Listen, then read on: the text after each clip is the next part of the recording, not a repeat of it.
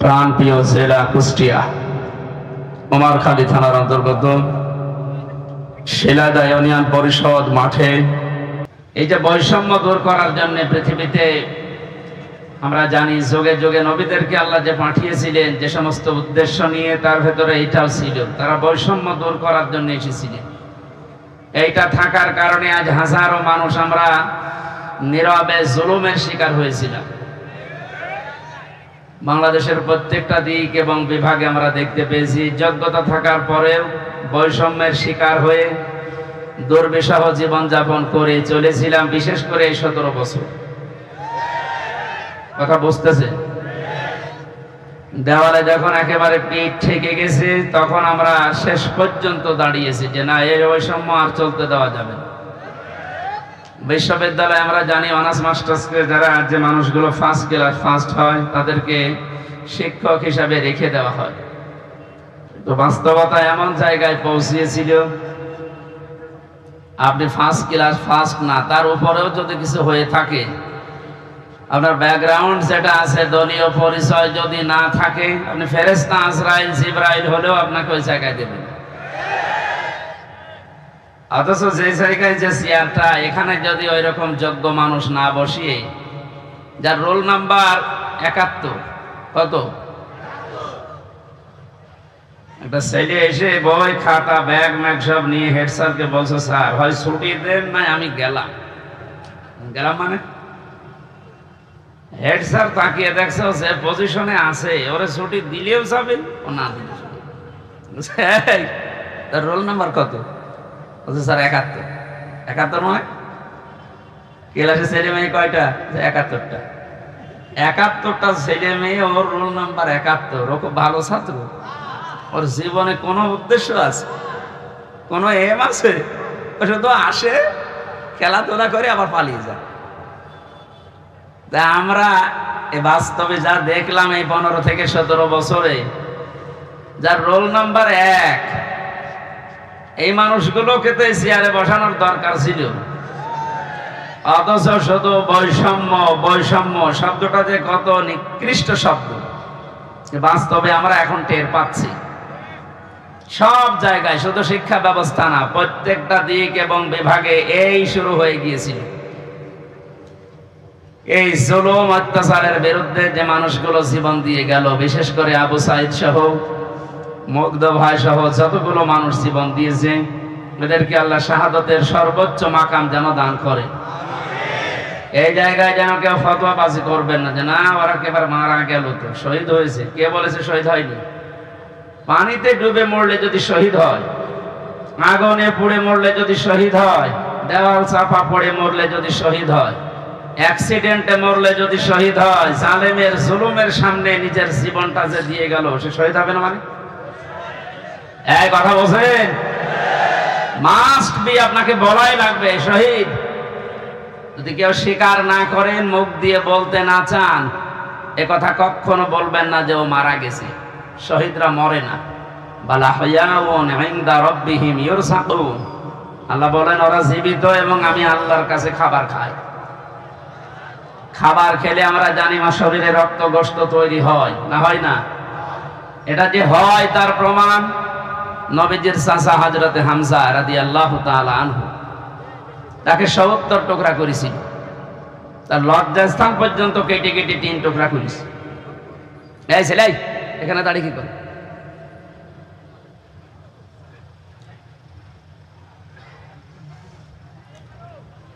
কুষ্টিয়াবাসী হযরতে হামজার এই টুকরা টুকরা অংশগুলো যখন নিয়ে এসে এক জায়গায় করেছিলেন, নবীজি দেখলেন কয়েক টুকরা পাওয়া যাচ্ছে না, যতটুকু পাওয়া যায় লাশটা সাজিয়ে রেখে দিয়েছিল সামনে।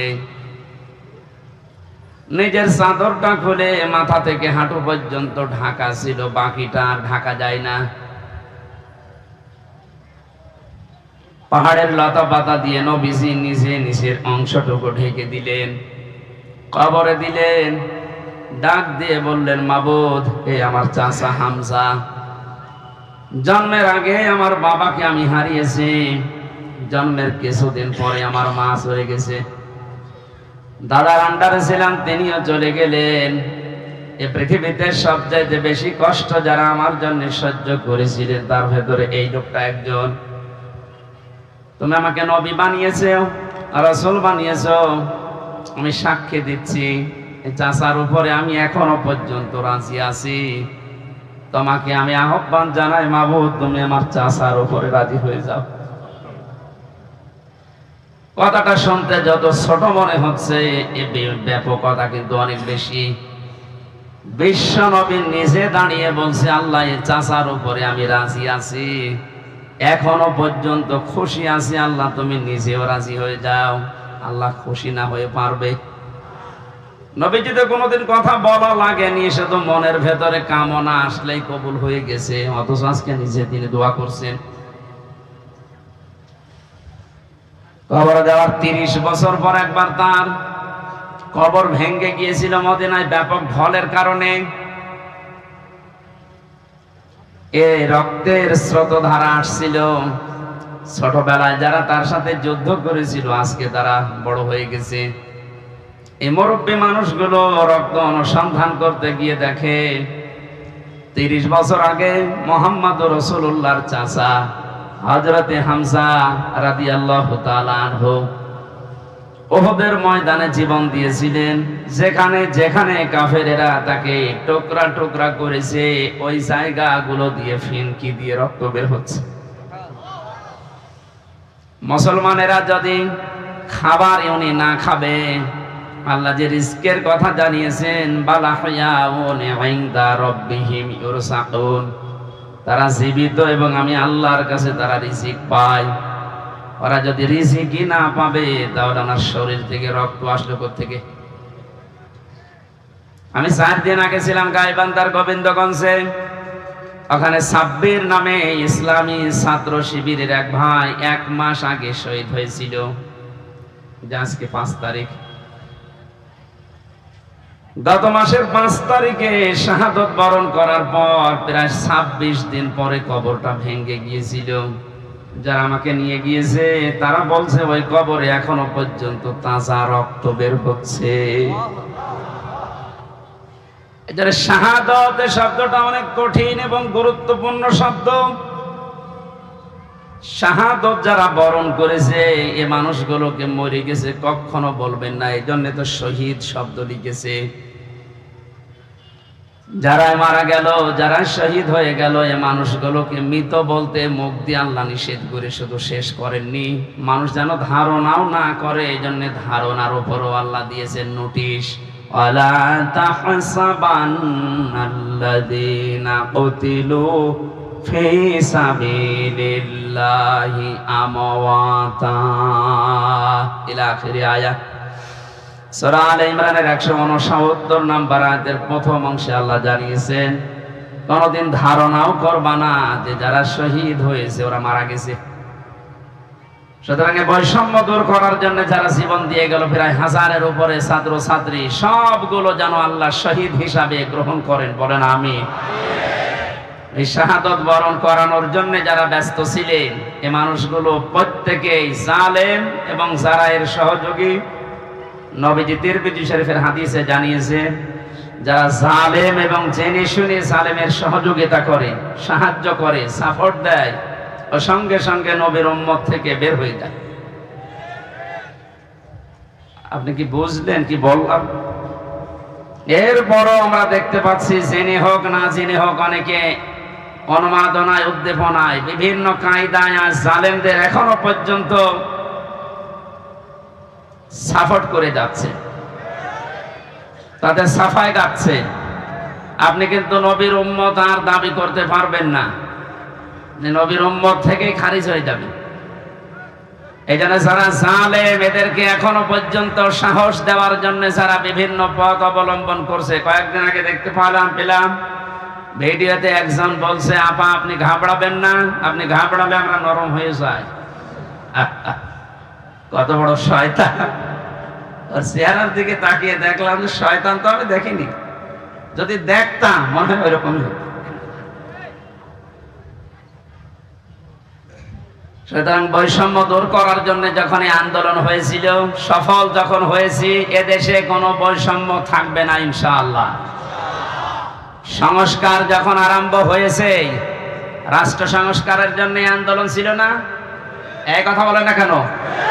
সংস্কার যখন আরম্ভ হয়ে গেছে অলরেডি, কোন জায়গা যেন বাদ না থাকে। গত কয়েকদিন আগে আমিরে জামাত আপনাদের এই শিলাইদা এসে বলে গেছে না যে সংস্কার যখন আরম্ভ হয়েছে, যারা দায়িত্বে আছে আমরা চাই ইনাদের হাতে যেন সংস্কার শেষ হয়। সুতরাং যারা আছেন বেশি দেরি করার দরকার নেই, খুব তাড়াতাড়ি যারা জালেম ছিল এবং জালেমের সহযোগী ছিল একটাও যেন পদে না থাকে। আজকে হলে আর কালকে যাওয়ার দরকার নেই। কারণ এই 1734 জন মানুষ যারা সবচাইতে বেশি জুলুম করেছে এই দেশে চেয়ারে বসে, এই মানুষগুলো আল্লাহর কাছে সব আল্লাহর মামলার আসামি। কেউ বাঁচাতে পারবে না আপনাকে। আমি 3 বছর জেলে ছিলাম, আমার মামলার বাদী ছিল, আয়ু ছিল একজন, বাদী ছিল আরেকজন। বাদী ছিল সরাসরি রাষ্ট্র, এই জন্য আমার এত দেরি হয়েছে। তাছাড়া মামলা ওটা যদি সাজাও লাগিয়ে দিত সর্বোচ্চ 3 মাসের বেশি আমার রাখার কথা ছিল না। অথচ গত পরশুদিন আমার মামলা সব পুরা ঢিসমিস করে দিয়েছে, কিচ্ছু নেই, সব শেষ।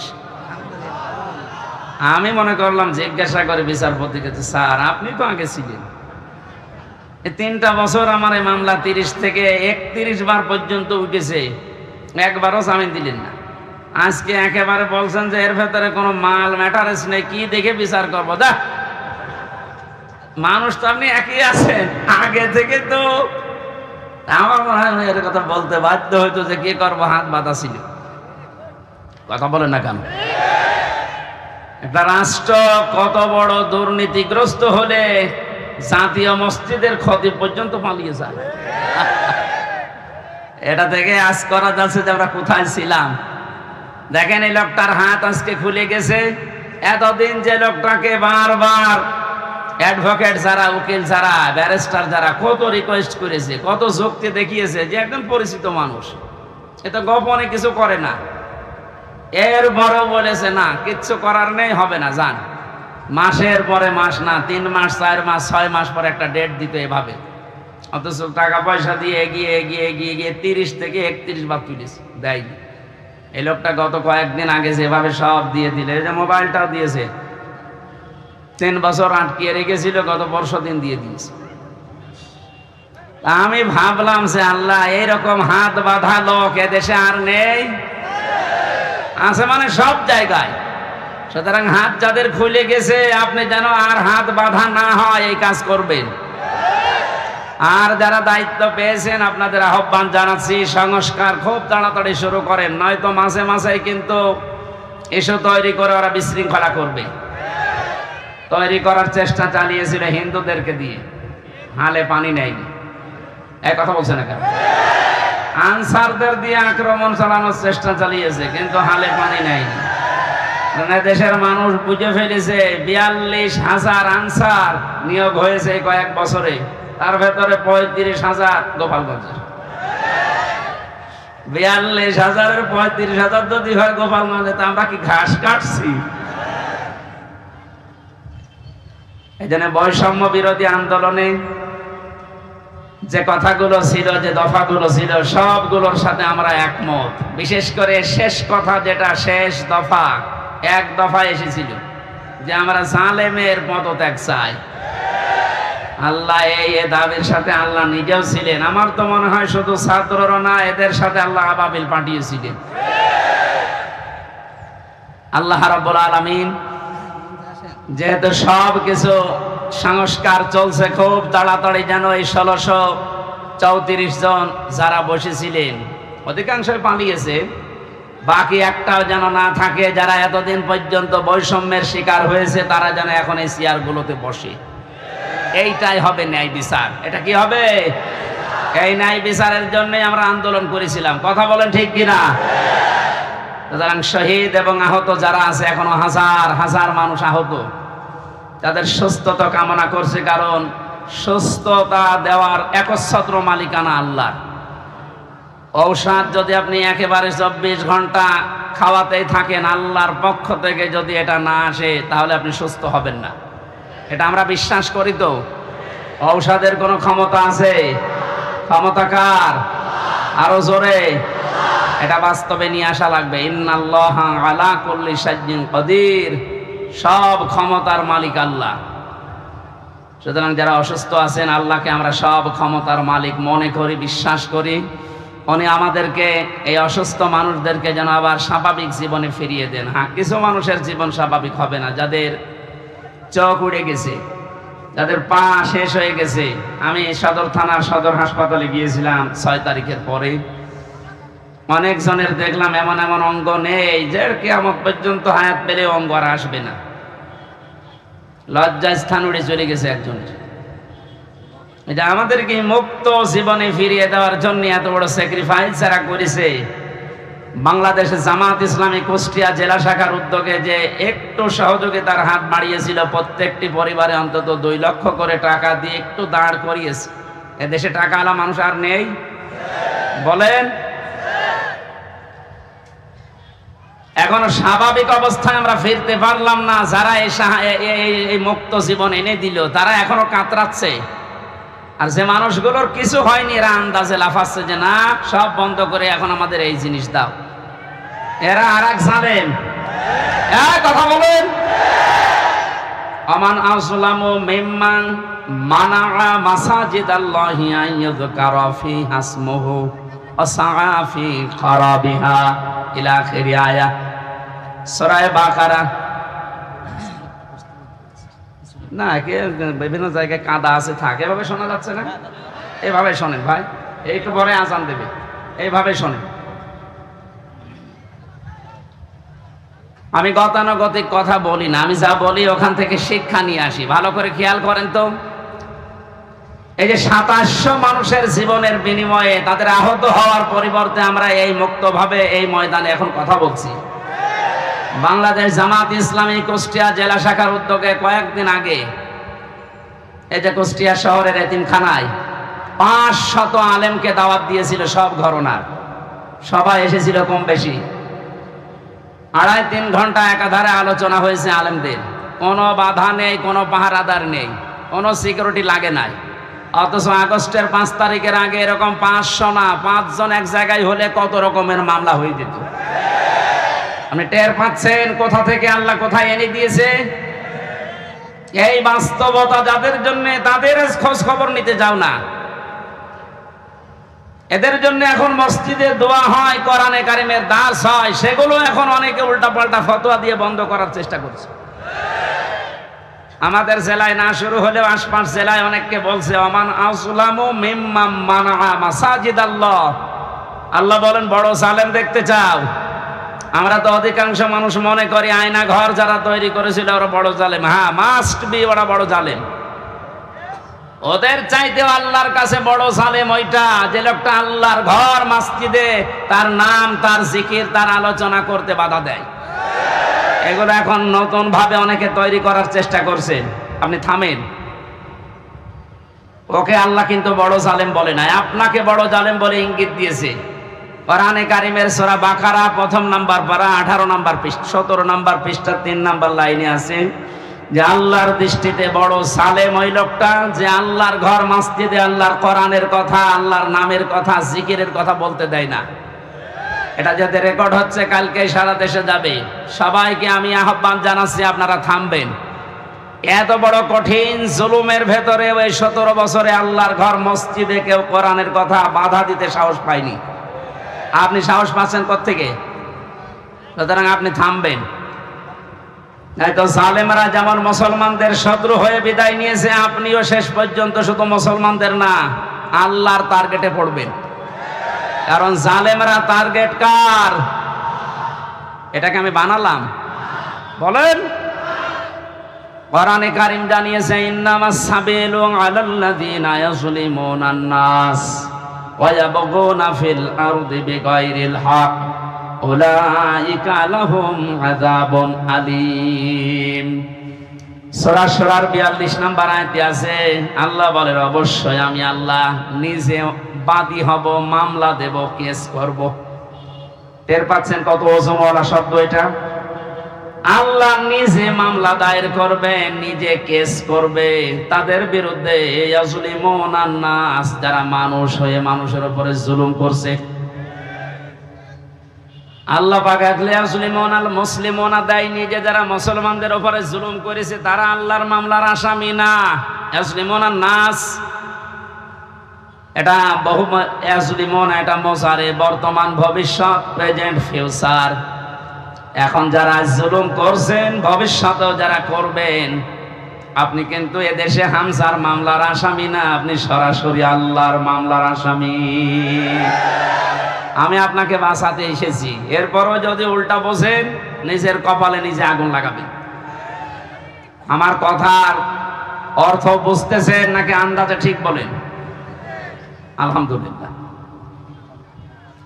সুতরাং আবার আহ্বান জানাচ্ছি, বৈষম্য বিরোধী ছাত্র আন্দোলনের সংস্কার করার জন্য যারা উদ্যোগ নিয়েছিল, যাদের দায়িত্ব আমরা দিয়েছি, আপনারা খুব তাড়াতাড়ি করেন। কারণ এই জালেমরা যতদিন পর্যন্ত এখানে থাকবে ততদিন পর্যন্ত নতুন ইস্যু তৈরি করার চেষ্টা চালাবে। যারা পৃথিবী শান্ত হয়ে যাওয়ার পরও অশান্ত করার জন্য চেষ্টা চালায়, এই মানুষগুলো আয়াতের দ্বিতীয় শব্দে তারা আল্লাহর মামলার আসামি। ওয়ায়াবগুনা ফিল আরদি বিগাইরিল হক।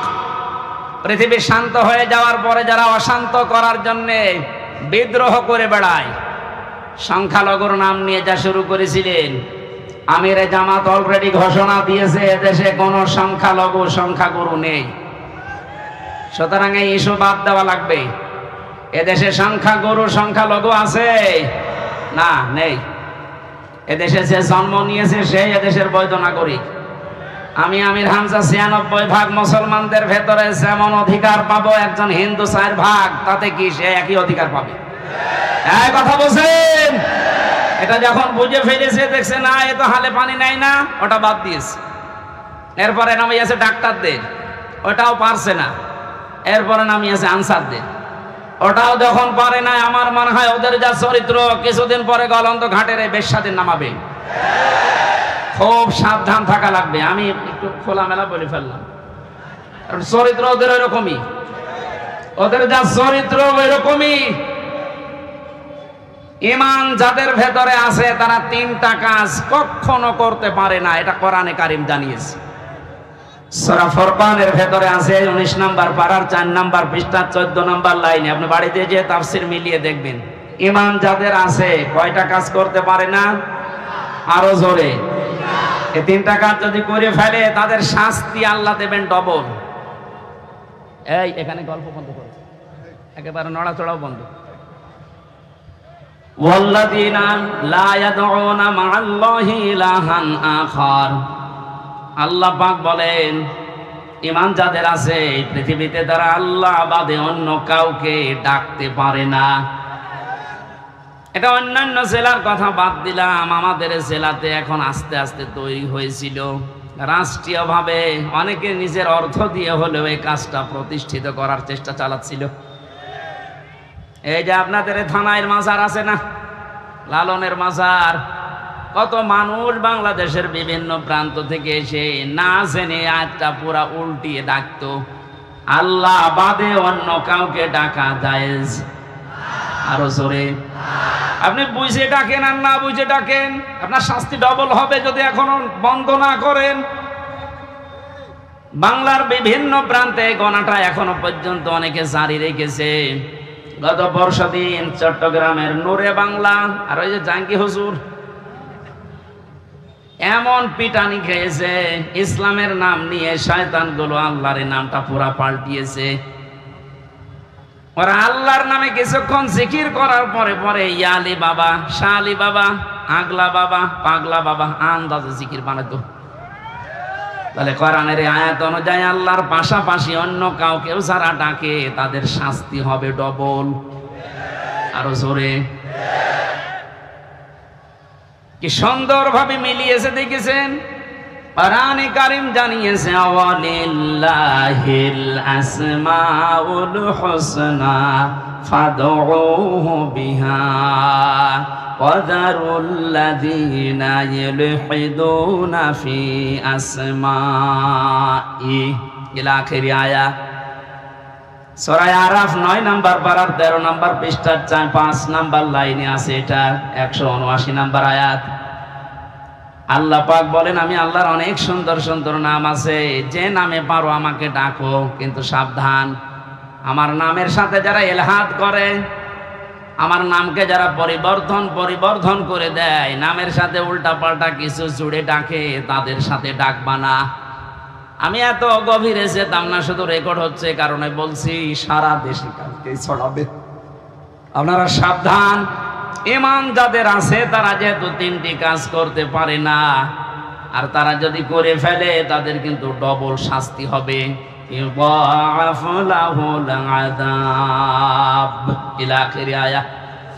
আল্লাহ পাক বলেন, তাদের শাস্তি আমি ডবল দেব। 1 নাম্বারের গোনা পেলাম যারা আল্লাহর সাথে অন্য কাউকে ডাকে। 2 নাম্বারে ওয়াল্লাযীনা লা ইয়াদউনা মা'আল্লাহি ইলাহান আখারা, আল্লাহর সাথে যারা অন্য কাউকে ডাকছেন, এখনই আপনি থেমে যাবেন। 2 নাম্বারে এই পৃথিবীর ময়দানে কোনো মানুষ যেন জিনা না করে। কি না করে? এটা ছিল না? আপনি দরবেশের দিকে তাকিয়েছেন, এত বড় বড় দাড়ি, আরে শেষের জীবনটা যেগুলো দেখলাম যদি সত্য হয়, উনি পুরাটা জেনায় ছিলেন। আজ থেকে তার স্ত্রীকে কেড়ে জোর করে বিয়ে করেছে, ও আসল স্বামী তো এখনো তালাকি দেয়নি।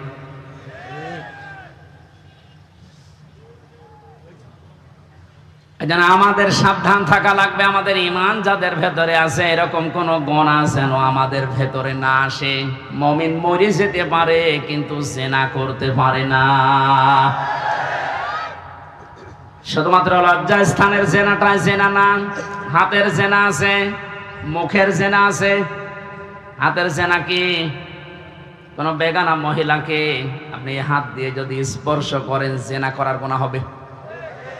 চোখ দিয়ে যদি ওই রকম নিয়তে দেখেন, তাহলে জেনা করার গুনাহ হবে।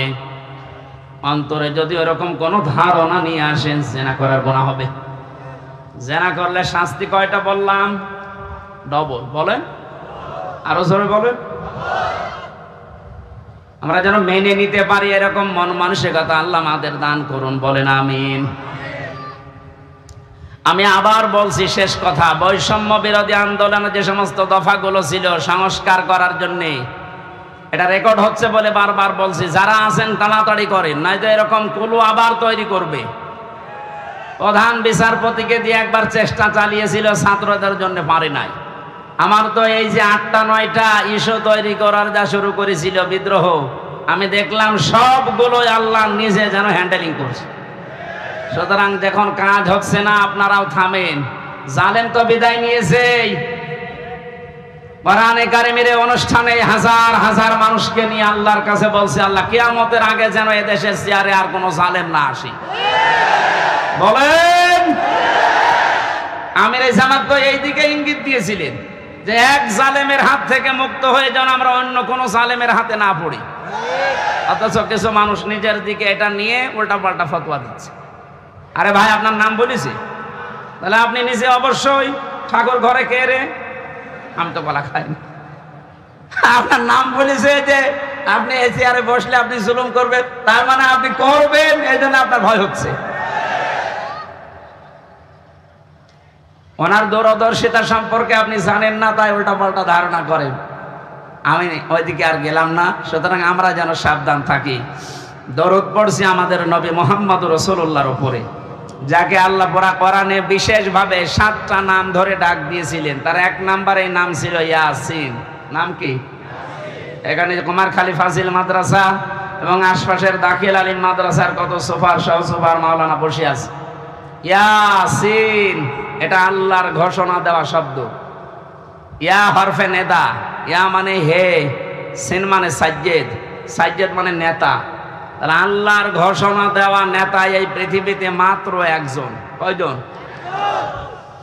এই শব্দের ব্যাখ্যা করতে গিয়ে তাফসিরে কাবির আল্লামা ফখরউদ্দিন রাজি রহমাতুল্লাহ আলাইহি লিখেছেন, ইয়াসিন শব্দের 5টা অর্থ আছে। ইয়াসিন মানে সাজ্জেদুল আলামিন, সাজ্জেদুল বাশার, সাজ্জেদুল কাউনাইন, সাজ্জেদুল আম্বিয়া, সাজ্জেদুল মুরসালিন। তার মানে আল্লাহ বোঝাতে চেয়েছেন পৃথিবীর মানুষেরা যদি মনে করো যে আমি পৃথিবীতে বাস করি, নবীকে আমার মানায় লাগবে, অন্য কোন জগতে গেলে আর মানা লাগবে না। না, ইয়াতানাজ্জালুল আমরু বাইনাহুন্না, প্রত্যেকটা আসমানে আমার আল্লাহর বিধিবিধান নাজিল হচ্ছে। ওই সমস্ত সৃষ্টির জন্য আলাদা বিধান আছে। কেউ যদি মনে করে আমি মঙ্গল গ্রহে বাস করি, আমি চাঁদের দেশে থাকি, আমার তো ওখানে নবীকে নেতা মানা লাগবে না, আদর্শ মানা লাগবে না, না। এই জন্য সাইয়্যিদুল আলামিন দিয়েছেন বহু বচন। আপনি যে কোন গ্রহে বাস করেন না কেন, সেখানে মুহাম্মদুর রাসূলুল্লাহকে আপনাকে নেতা মানাই লাগবে। এই শব্দটা আমি কয়েকবার উচ্চারণ করলাম, খেলা করার জন্য না। আলেমরা বসে আছে, আহ্বান জানাচ্ছি তাদেরকে। আল্লাহর ঘোষণা দেওয়া নেতা যেহেতু একজন, এই জন্য এই নেতাকে মেনে নেওয়া নামাজের মতো ফরজ। এই কথা বলেন। এটা যারা ঠিক করতে পারছেন না, আপনার নামাজ হবে না। কারণ কিয়ামতে যে বিচারের সিস্টেমগুলো, ধাপগুলো আমরা দেখেছি, কিয়ামতের সর্বপ্রথম মানুষকে আল্লাহ তার নিজের সামনে যখন দাঁড় করাবেন, 10 জন 20 জন 50 জন না, প্রতিটি মানুষকে আল্লাহ নিজের সামনে দাঁড় করাবে স্রেফ একা একা। অকুল্লুহুম আতিহি ইয়াউমাল কিয়ামাতি ফারদা। আল্লাহ পাক বলেন সূরা মরিয়মের 95 নম্বর আয়াতে আছে, কিয়ামতে প্রতিটি মানুষকে তার সামনে আল্লাহ দাঁড় করাবেন স্রেফ একা একা। কয়জন করি বলেন বলেন। আপনি এটা নিজের সাথে এখন মিলান তো। আর রাজনৈতিক ভাবে আপনার পরিচয় আলাদা আলাদা আছে, আপনি তো মানুষ, মিলান এই আয়াতটা। এখনই ময়দানে মাশার কায়েম হয়ে গেছে। আল্লাহ আপনাকে যদি ডাক দিয়ে নিজের সামনে দাঁড় করায়, আপনার যে অবস্থা আছে, যে বাস্তবতা আপনি তৈরি করেছেন, বলেন তো আপনার আল্লাহর সামনে দাঁড়িয়ে পেছনের জীবনের হিসাব দিতে পারবেন? বলেন। আমি একা একা থাকলে মাঝে মাঝে ভাবি, আল্লাহ তুমি যদি বলো হামজা 2024 সালের আগস্ট মাসের 31 তারিখ পর্যন্ত তোরে মাফ করে দিলাম, যা।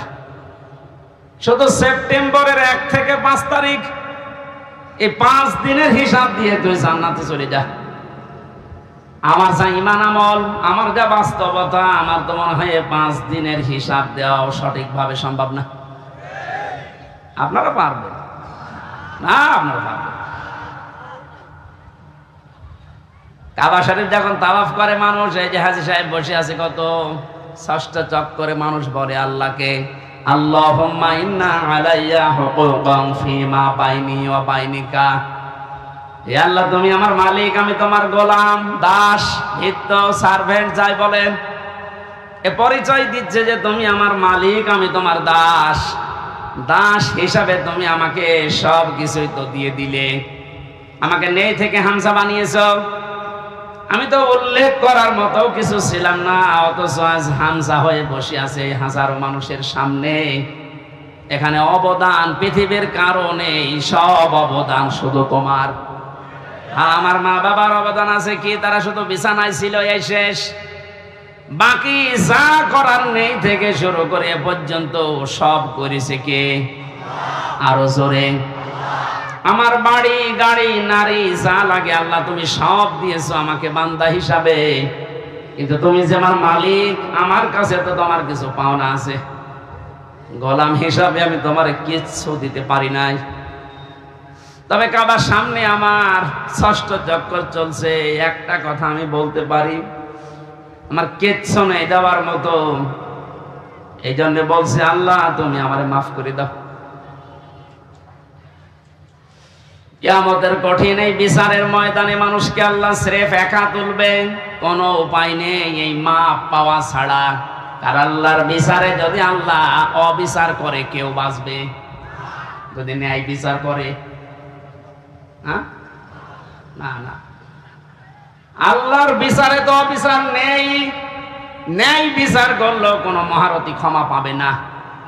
কারণ আল্লাহ ন্যায় বিচার করে যদি বলে শুধু 1 গ্লাস পানির হিসাব দিয়ে যা, আপনি পারবেন না। আল্লাহর বিচার থেকে বাঁচার জন্য একটা পদ্ধতি আছে, যে আল্লাহ তুমি মাফ করে দাও। আল্লাহ জানে শেষ পর্যন্তটা আমাদের জন্য কবুল করেন, বলেন আমিন। এবার আসেন যে কথাটা বোঝার জন্য পর্যন্ত এসেছিলাম, কিয়ামতের বিচারের দ্বিতীয় ধাপে আল্লাহ এবার আর একা ডাকবেন না। ইয়াউমা নাদউ কুল্লা উনাসিম বিইমামিহিম। সূরা বানী ইসরাঈল 15 নম্বর পারার 8 নম্বর পৃষ্ঠা 3 নম্বর লাইনের 72 নম্বর আয়াতের প্রথম অংশে আছে। এটা ফি জিলালিল কোরআনের তাফসিরে আছে, বিস্তারিত আছে, আমি শুধু সামারাইজ করে বলছি। কিয়ামতে প্রতিটি মানুষকে এবার বিচারের দ্বিতীয় ধাপে আল্লাহ ডাকবে তার নেতার সাথে। এটা যদি রাজনীতি মনে করে কেউ চলে যান, আপনার কপালে আগুন লাগবে।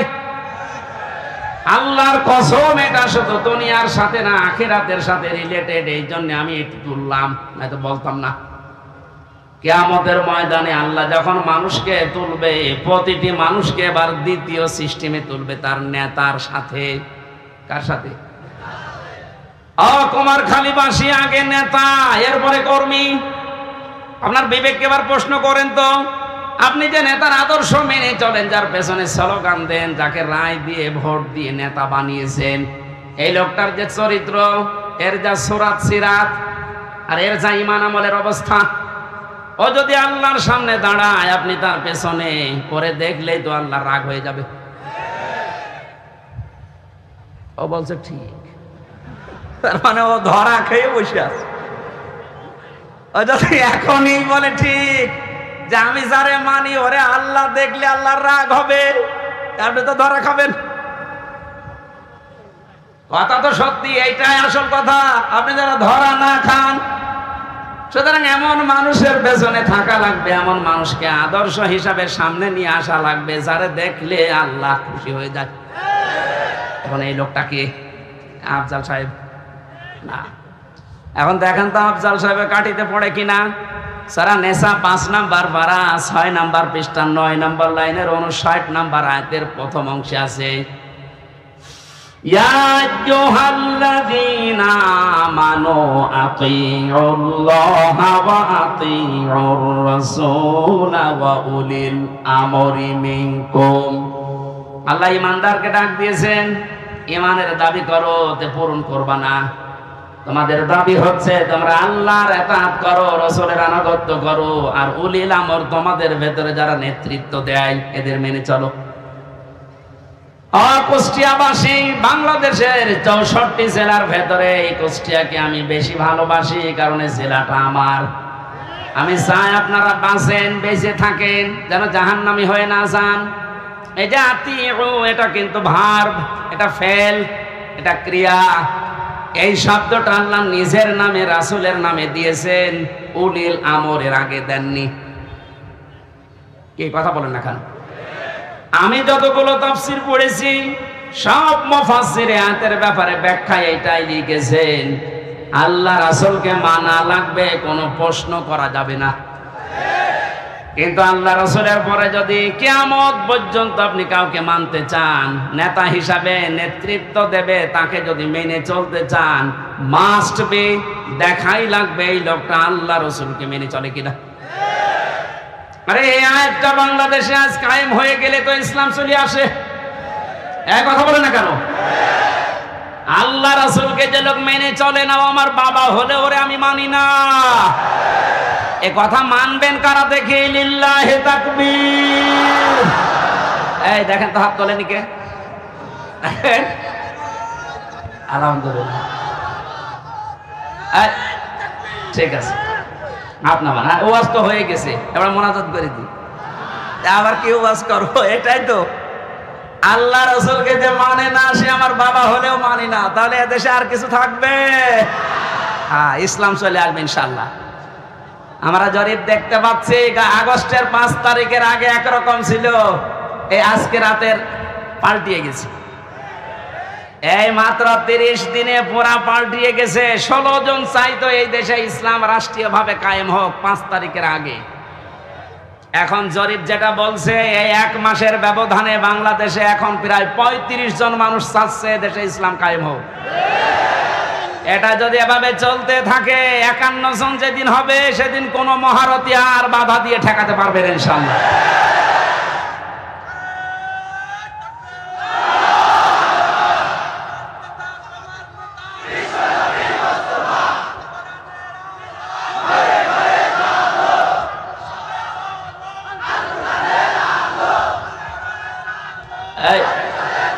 একটু কথা বলতে দেন।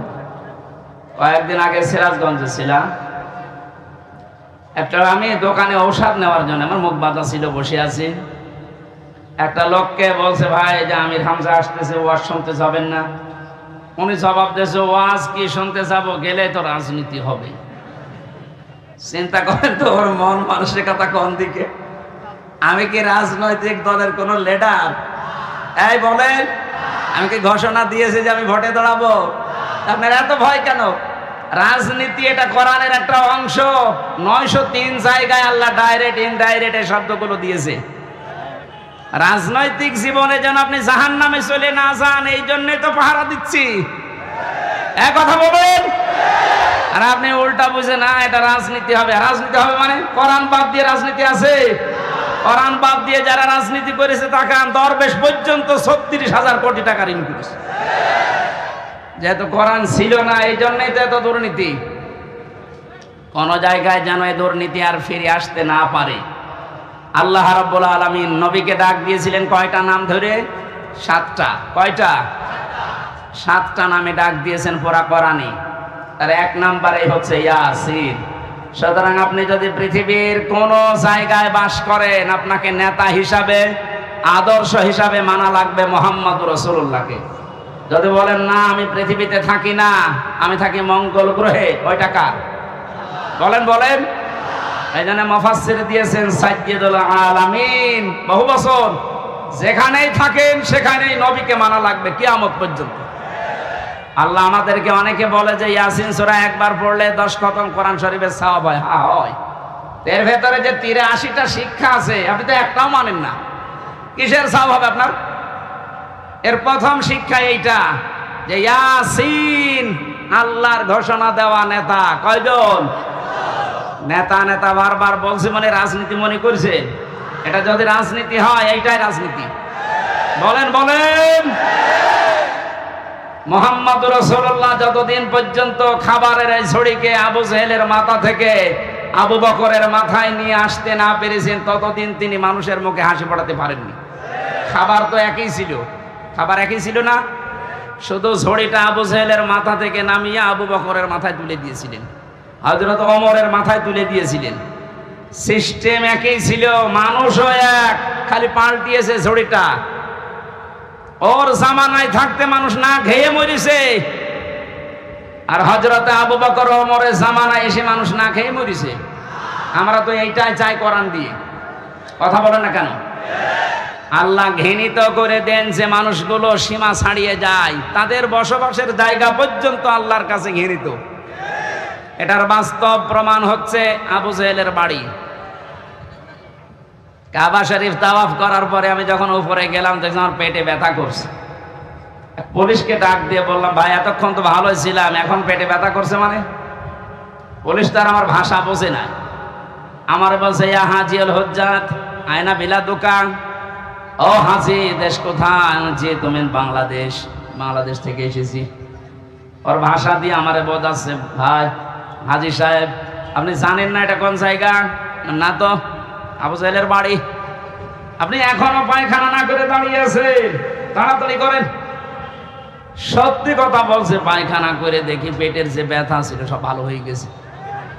আল্লাহ আমাকে জানাতে চেয়েছে, হামজা 4.5 লাখ টাকা খরচ করে আসলে ওই সময় 16 সালে, এখনো পায়খানা না করে দাঁড়িয়ে আছো, তাড়াতাড়ি করো। ওর বাড়ি পর্যন্ত আল্লাহ এত ঘৃণিত, এত নিন্দিত বানিয়েছে। জায়গাটা কিন্তু দামি জায়গা, কাবার পাশে। এমনকি নবীজির বাড়ি ওর বাড়ি থেকে, কাবার থেকে আরো দূরে ছিল। কারণ কাবার পাশে আবু জেহেলের বাড়ি, এরপরে নবীর বাড়ি। কাবার পাশে যতগুলো জমি জায়গা, এর দাম বেশি না কম? বলেন। শুধু জালেমের বসবাস হওয়ার কারণে আল্লাহ আন্তর্জাতিক টয়লেট বানিয়ে দিয়েছে। তাম দুনিয়ার মানুষ এই কাজ করে। কি আমি এতক্ষণ কি বলছি, এদেশে যারা জুলুম করেছে তার জায়গা জমি বাড়ি ঘর যত দামি হোক, এটা আল্লাহর কাছে এখন ঘৃণিত। কারণ দেখবেন মুজদালিফা থেকে যখন মানুষ যায়, একটা জায়গা আছে খুব তাড়াতাড়ি হাঁটে, কারণ এটা গজবের জায়গা। জালেমদের এই জায়গাগুলো এত বেশি ঘৃণিত, নিন্দিত, এত বেশি অপমানকর হয়ে যায় আল্লাহর কাছে, আল্লাহ ওইটাকে পর্যন্ত আর পছন্দ করে না, ওখানে জালেম থাকতো তাই। সুতরাং বাংলার কুষ্টিয়া জেলা সহ যত জায়গায় জালেমের বসবাস ছিল, আহ্বান জানাচ্ছি যারা দায়িত্বে আছেন এই জায়গাগুলো ইন্টারন্যাশনাল পায়খানা বানিয়ে দেন। একটু বেশি বলে ফেললাম? না না, বেশি হয়নি, কম হয়েছে। কারণ এই জায়গা থেকেই তো ইসলাম মানবতা ধ্বংস করার জন্য ওখানে বসে বসে দুর্বিসন্ধি করতো। কুষ্টিয়া এরকম জায়গা ছিল না, যেখানে যেখানে ছিল ওগুলো পায়খানা বানিয়ে দিন। মানুষ যেন কিয়ামত পর্যন্ত কুষ্টিয়া জেলায় যারা আসবে তারা যেন জানে যে জালেম তো একটা ছিল এই দেশে। আসিফ মাহমুদ নামে যে উপদেষ্টা কয়েকদিন আগে ঘোষণা দিয়েছে, আয়না ঘর এদেশ থেকে যেন ধ্বংস করা না হয়, ওটা স্মৃতি হিসাবে রেখে দেন। সারা বিশ্বের মানুষ আসবে, মানুষ যেন জানে যে এই পৃথিবীর ময়দানে বাংলাদেশ নামে একটা দেশ ছিল, সেখানে একটা জালেম ছিল। মানুষ কত কঠিন হৃদয়ের হলে আয়না ঘর বানাতে পারে, আমার মাথায় আজও ধরে না। আমান আজমির ঘোষণা শুনেছেন কয়েকদিন আগে, একটা মানুষ কত বড় কষ্ট পেলে কথাগুলো বলতে পারে বলেন? অনেকে বলছেন আমরা মাফ করে দিলাম। হ্যাঁ, মাফ করে দিয়েছেন, ঠিক আছে। সারা দেশের 18 কোটি মানুষ যদি মাফ করে দেয়, আয়না ঘর যারা জড়িত ছিল, ব্যারিস্টার আরমানের বউ মাফ করবে না, জীবনও করবে না। আপনি ওই জায়গায় পৌঁছাননি তাই বুঝতেছেন না। আমি মাত্র কয়েকদিন ছিলাম মাটির নিচে। এতে আচরণ মানুষের, এখানে যারা থাকে এরাও কিন্তু মানুষ, এরা শুধু একটু উপরে উঠবে, পদ পাবে, এই কারণে এত কঠিন আচরণ করতো। মুফতি ফখরুল ইসলাম আমার সাথে ছিল যতদিন, উনি বলছিল ভাই আমারে নিয়ে এই পায়ের ভেতর দিয়ে হাত দিয়ে সামনে যে রড আছে রডের সাথে লাগিয়ে তালা লাগিয়ে দিত, 24 ঘন্টা তালা লাগানো। পায়খানা প্রসাবের জন্য মাত্র 1.5 মিনিট সময় দেয়, খাবারের জন্য অতটুকু সময় দিয়ে তারপরও যে খাবার 3-4টা তরকার দিয়ে মনে হচ্ছে কে মাখিয়ে দিয়েছে। জেলে আমার সাথে পাশাপাশি যখন বেড ছিল, আমারে বলতো হামজা, আমার মাঝে মাঝে মনে হতো আল্লাহ ওরা আমাকে যদি মেরে ফেলুক, কিন্তু এটা যদি একটু শুতে দিত। এই যে শুয়ে থাকা, এটা যে কত বড় নিয়ামত আমি ওই 3 মাসে বুঝেছিলাম। একটা দিনও আমাকে কাজ হইতে দেয়নি, 24 ঘন্টা ঘুমালে তাড়াতাড়ি আবার ডেকে দেয়। আমার 11 ঘন্টা টাঙিয়ে রেখেছিল, হাতের ভেতরে হ্যান্ডকাপ দিয়ে, তাও পেছনে, পায়ের ভেতরে ডান্ডা বেড়ি লাগিয়ে, কালো কাপড় দিয়ে চোখ বেঁধে, মাজার ভেতরে দড়ি লাগিয়ে টাঙিয়ে রেখেছে 11 ঘন্টা। অথচ বিষয় আমি কিচ্ছু জানি না। একটু যদি পা মাটিতে ঠেকে যায়, উপর থেকে 4 তলা 5 তলা থেকে ক্যামেরা দেওয়া আছে, গরম দেয়, একবারে ঘুম ভেঙে। এই দুপুর 2টায় নিয়ে গেছে, একবারে রাত 11টায় নিয়ে এসেছে। বলেন তো একটা মানুষ এভাবে টিকে থাকতে পারে? আমার নামাজ পড়তে দেয়নি, জোহর আসর মাগরিব এশা সব নামাজ আমি ইশারায় পড়েছিলাম। ও কখন সময় হচ্ছে কখন সময় হয় না আমি তো কিছু জানি না, কারণ মাটির নিচে কঠিন পরিস্থিতি তৈরি করে। এখনো অনেকে বলছে হ্যাঁ কি করেছে যে ওর পালিয়ে যাওয়া লাগলো, কি করেছে মানে আপনি টের পাচ্ছেন কি করেছে? চলেন আপনারা 10 দিন একটু রাখি, কি করেছে আপনাকে দেখাবো।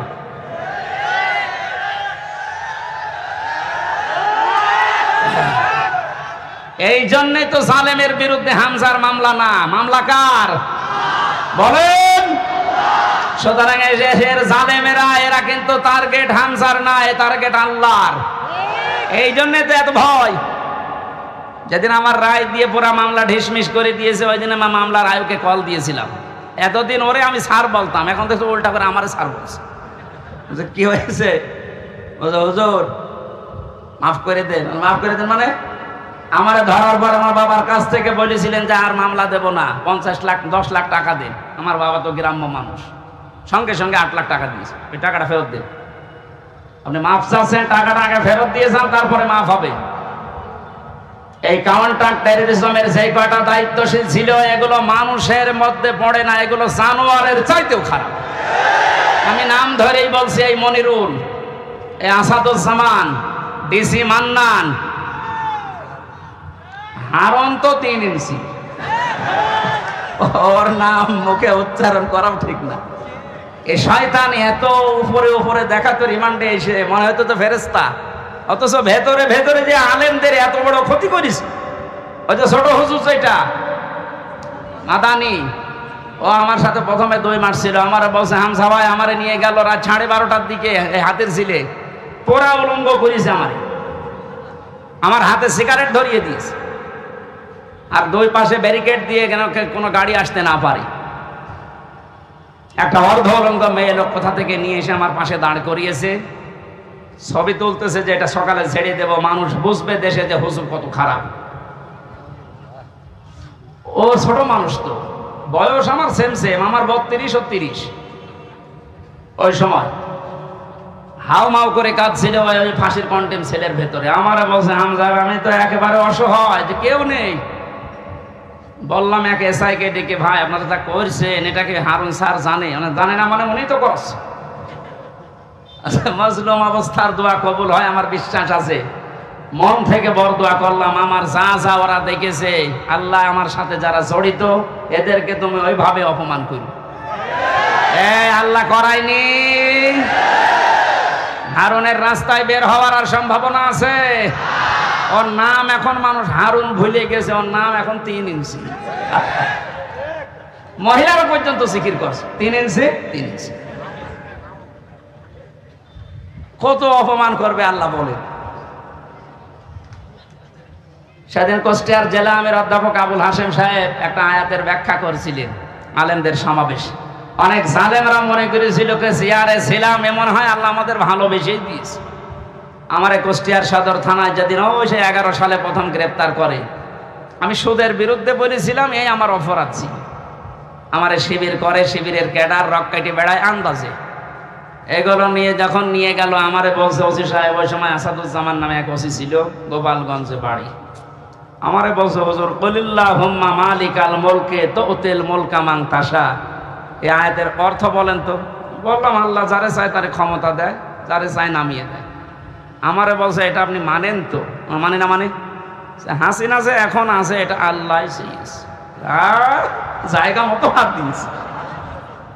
শয়তান যাতে মাতাল হলো তার ঠিক আছে, কোন দিকে নিয়ে গেছে দিয়েছে।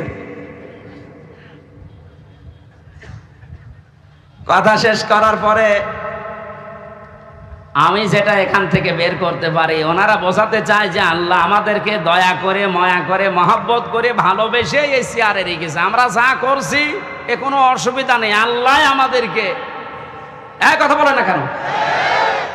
সূরা আলে ইমরান 4 নাম্বার পারার 12 নাম্বার পৃষ্ঠার 7 নাম্বার লাইনের 178 নাম্বার আয়াতে আছে, ওয়ালা ইয়াহসাবান্নাল্লাযীনা কাফারু আন্নামা নুমলি লাহুম খায়রুল লিআনফুসিহিম ইন্নামা নুমলি লাহুম লিয়াজদাদু ইসমা ওয়ালাহুম আযাবুম মুহিন। ঠিক আছে। আল্লাহ পাক বলেন কাফেরেরা ধারণা করে যে ক্ষমতার চেয়ারে বিত্ত বৈভব, টাকা পয়সা, অর্থ সম্পদ আল্লাহ আমাদেরকে দিয়েছে ভালোবেসে মহব্বত করে। আল্লাহ পাক বলেন না, এগুলো এদেরকে দিয়েছি এদের পাপ যেন পরিপূর্ণ হয়ে যায়। পরিপূর্ণ হয়েছে না হয়নি? হয়েছে বলে আল্লাহ আয়াতের শেষে দিয়েছেন লাহুম আযাবুম মুহিন, তাদের জন্য আমি অপমানজনক শাস্তির ব্যবস্থা করে রেখেছি। এদেশে আলেমদের বিরুদ্ধে যারা সোচ্চার ছিল সবচাইতে বেশি, এই কালামানিক, এত বড় অপমান আল্লাহ করেছে, ওর বিসি পর্যন্ত আউট করে দিয়েছে। একটা অংশ থেকে যেন ডাবিং করে বলছে ওরা আমার বিসিতে মারলো কেন? আর কি অপমান হবেন আপনি? তো এখন যে অবস্থায় আছে আমার মনে হয় ওর মরে যাওয়া ভালো। কথা বলেন। এজন্য আহ্বান জানাবো, যাদের নেতা ঠিক নেই, আদর্শ ঠিক নেই, আপনি ফিরে আসেন। আপনি কিন্তু জাহান্নামে যাচ্ছেন। আপনি যাই ভুল বোঝেন আর মনে করেন। আল্লাহ আপনাকে হেদায়েত দান করুন, আমিন। সূরা তাওবার 119 নম্বর আয়াতটা আমরা পড়েছিলাম। কোন সূরা? এর নামকরণ, শানে নজুল, ঐতিহাসিক প্রেক্ষাপট এবং বাস্তব 9টা শিক্ষা আছে আয়াতের। এবং এখান থেকে তাফসীর আকারে যে কথা বলতে আরম্ভ করবো, এখন কি সময় পাবো? তো আজকে মাহফিল আছে ত্রিমোহনীর পাশে, ত্রিমোহনী কুষ্টিয়া ত্রিমোহনীর পাশে, রাত্রে এসার পরে আমি উঠবো। আমার মনে হয় তাফসীর আকারে ওখানেই কথা বলবো। আজকে আমাদের আব্দুল গফুর সাহেব আছে প্রধান অতিথি, ওখানে আপনারা দাওয়াত দিয়ে গেলাম, যাবেন।